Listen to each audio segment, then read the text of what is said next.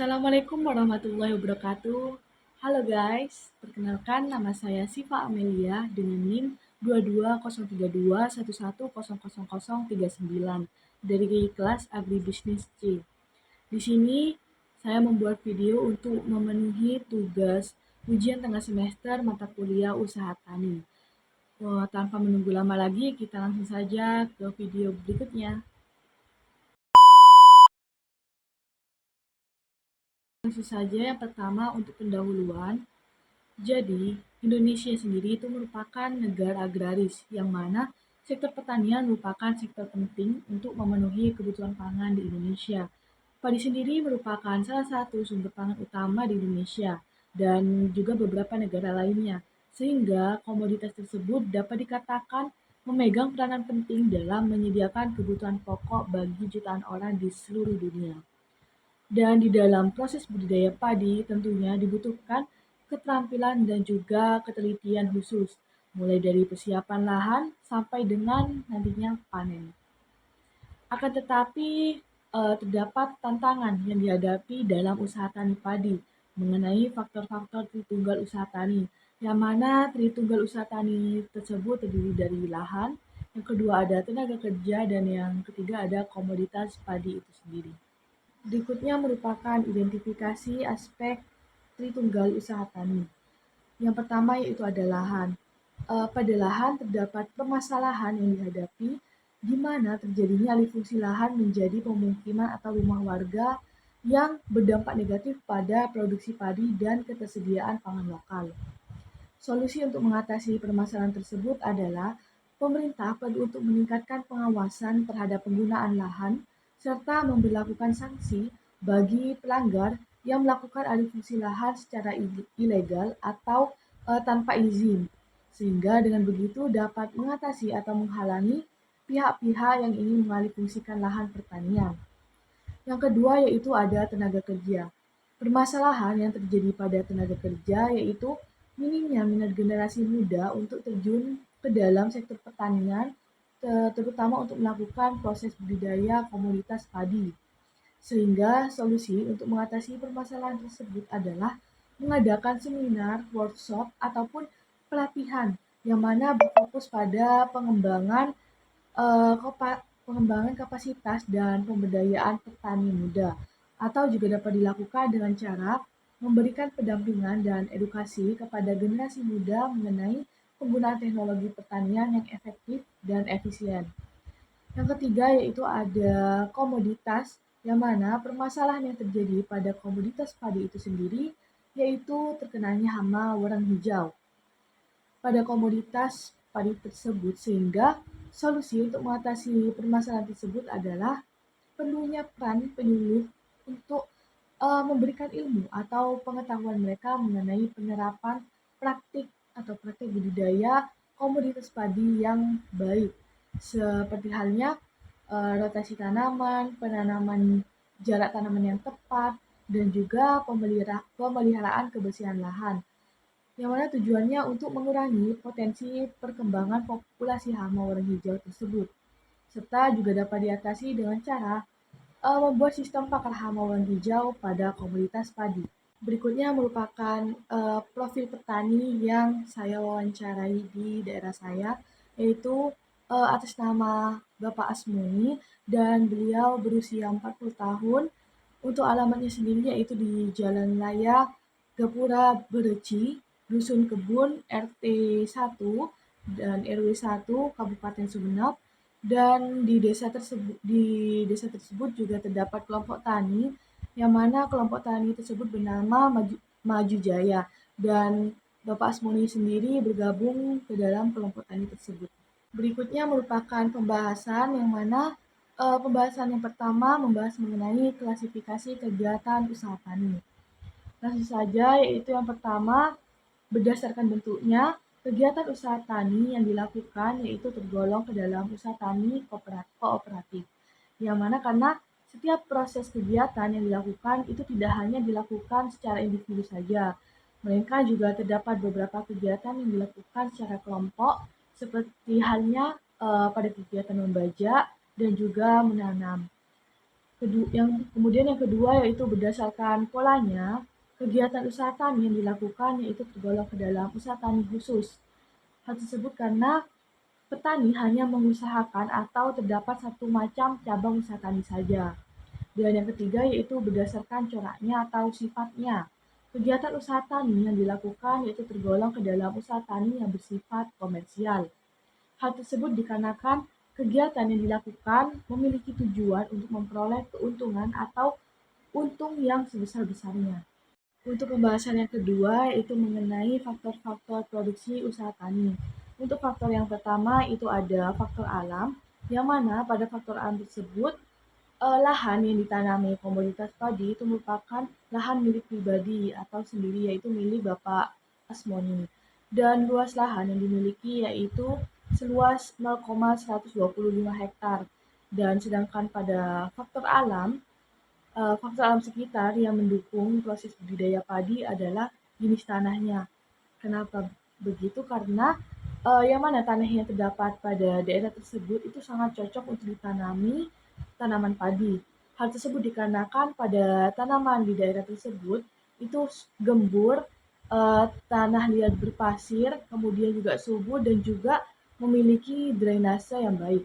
Kemudian untuk faktor produksi yang kedua itu ada tenaga kerja, yang mana tenaga kerja yang digunakan yaitu ada dua, yaitu tenaga kerja dalam keluarga dan juga tenaga kerja luar keluarga. Yang mana mencakup uh, pada kegiatan mencangkul itu ada satu orang, kemudian membajak itu ada dua orang, kemudian dan menanam padi itu ada 5 orang.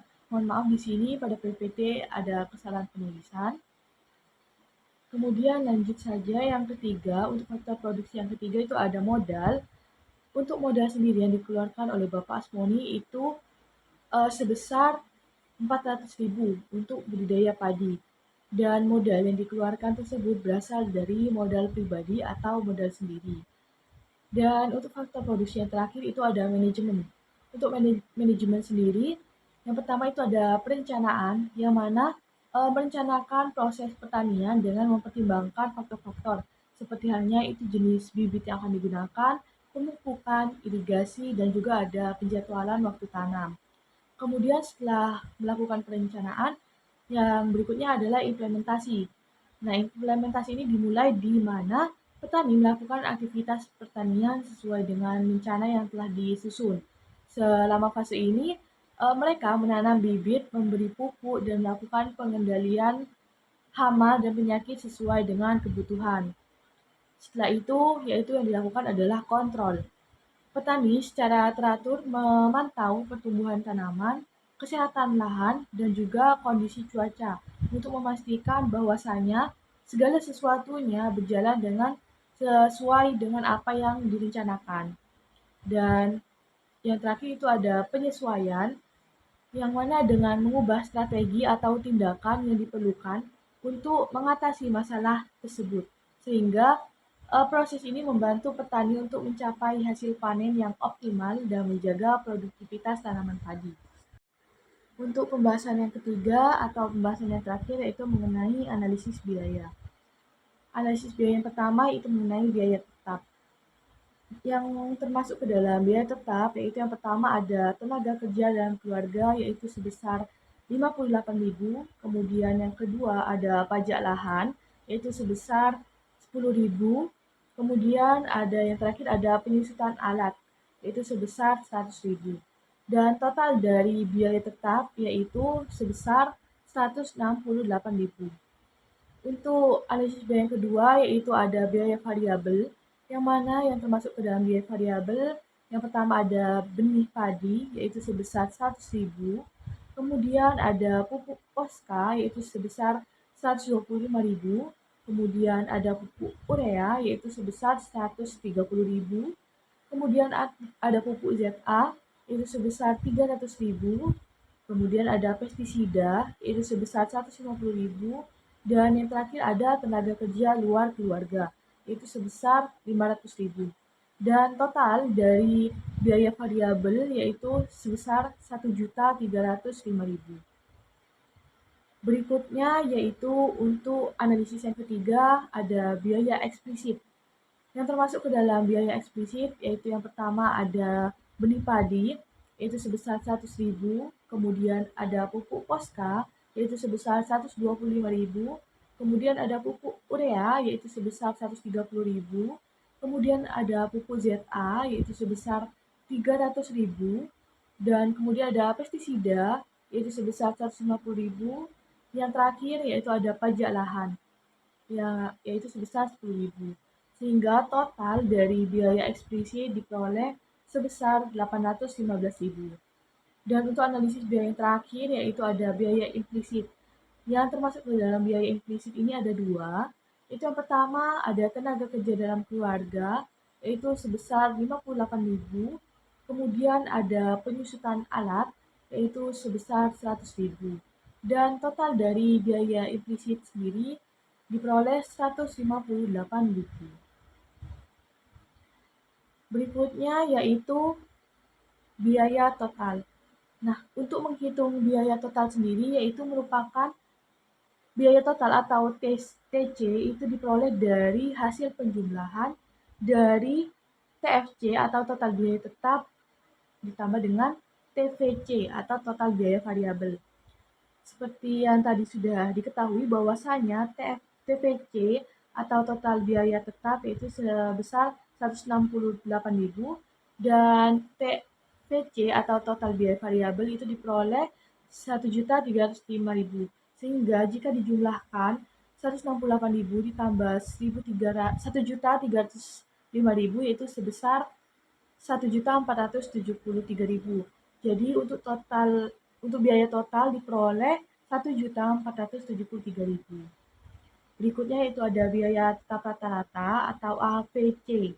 Nah, untuk mendapatkan nilai AVC itu diperoleh dari perbandingan antara TFC atau total biaya tetap dibagi dengan atau dibandingkan dengan Q, yaitu kuantitas output. Untuk TVC sendiri itu diperoleh 168.000 dan untuk kuantitas outputnya itu ada yaitu 4. Jadi 168.000 dibagi dengan 4 diperoleh 42.000. Sehingga untuk hasil dari biaya tetap rata-rata yaitu 42.000. Kemudian yaitu ada biaya berubah rata-rata. Untuk biaya berubah rata-rata atau AVC yaitu diperoleh dari perbandingan atau pembagian antara TVC atau total biaya variabel dibagi dengan Q atau kuantitas output, yaitu 1.305.000 dibagi dengan 4. Hasilnya diperoleh 326.250 rupiah. Dan untuk biaya total rata-rata atau AC itu diperoleh dari penjumlahan antara AVC atau biaya tetap rata-rata dengan AVC yaitu biaya berubah rata-rata. Yaitu nilainya 42.000 ditambah 326.250.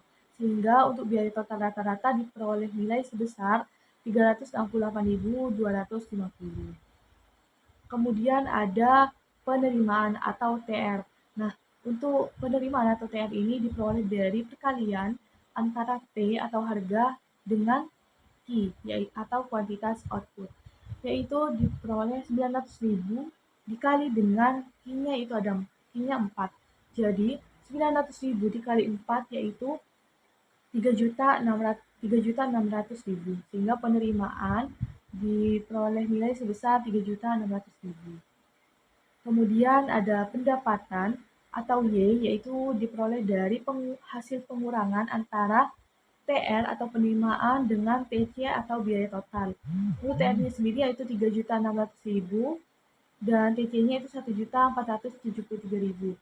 Sehingga jika dikurangi diperoleh nilai sebesar 2.127.000. Yang terakhir, analisis biaya yang terakhir yaitu ada keuntungan atau dengan tanda atau lambang P, yang mana diperoleh dari hasil pengurangan dari Y atau pendapatan dengan biaya implisit. Yaitu untuk pendapatannya sendiri Rp2.127.000 dikurangi dengan biaya implisitnya yaitu Rp158.000. Sehingga untuk keuntungannya sendiri diperoleh hasil sebesar Rp1.969.000. Yang berikutnya yaitu penutup. Nah, di penutup ini ada kesimpulan dan juga saran. Untuk kesimpulannya sendiri yaitu berdasarkan analisis yang telah dipaparkan di atas tadi, diperoleh kesimpulan bahwasannya pada mini riset yang saya lakukan ini yaitu dilakukan di Jalan Raya Gapura Bereci, Dusun Kebun, RT 1 RW 1, Kabupaten Sumeneb. Untuk lahan yang dimiliki oleh Bapak Asmuni tersebut yaitu seluas 0,125 hektar dengan 5 kilogram benih padi yang dibutuhkan untuk satu lahannya. Dan untuk hasil panennya yang sekali panen itu dapat menghasilkan 4 kuintal dengan harganya yaitu per kuintalnya seharga 900.000. Dan uh, beliau itu mendapatkan keuntungan sebesar 1.969.000. Sehingga dengan begitu kegiatan usaha tani tersebut dapat dikatakan layak untuk dilakukan. Kemudian yang berikutnya ada saran yang mana berdasarkan kegiatan usaha tani yang dilakukan oleh Bapak Asmuni perlu untuk menerapkan teknologi tepat guna dan juga modern serta perlu untuk menganalisis biaya usaha taninya. Sebab dengan dilakukannya hal tersebut atau tujuan dari dilakukannya hal tersebut yaitu untuk membantu meningkatkan efisien dan efektivitas budidaya, serta juga dengan begitu dapat menentukan harga jual yang cocok untuk produk padi agar nantinya dapat untung tidak rugi. Selain itu juga perlu untuk menciptakan varietas padi yang lebih tahan hama penyakit untuk terhindar dari hama warna hijau. Dan berikutnya ini merupakan daftar pustaka atau dapur yang saya ambil dari peneliti terdahulu. Dan berikutnya juga ada di sini juga ada dokumentasi yang saya lakukan pada saat Lebaran kemarin. Jadi untuk dokumentasi sendiri saya melakukan wawancara untuk mini riset ini kepada Bapak Asmuni yaitu di rumah beliau waktu saya bertamu ke beliau. Jadi sembari bertamu saya juga melakukan wawancara kepada beliau untuk memenuhi tugas mata kuliah usaha tani ini yaitu tugas ujian tengah semester. Itu merupakan dokumentasi-dokumentasi yang saya lakukan kemarin saat wawancara. Baik, mungkin itu saja yang dapat saya sampaikan pada mini riset yang saya lakukan ini. Apabila ada salah kata atau perbuatan yang kurang berkenan, saya mohon maaf. Terima kasih. Wassalamualaikum warahmatullahi wabarakatuh.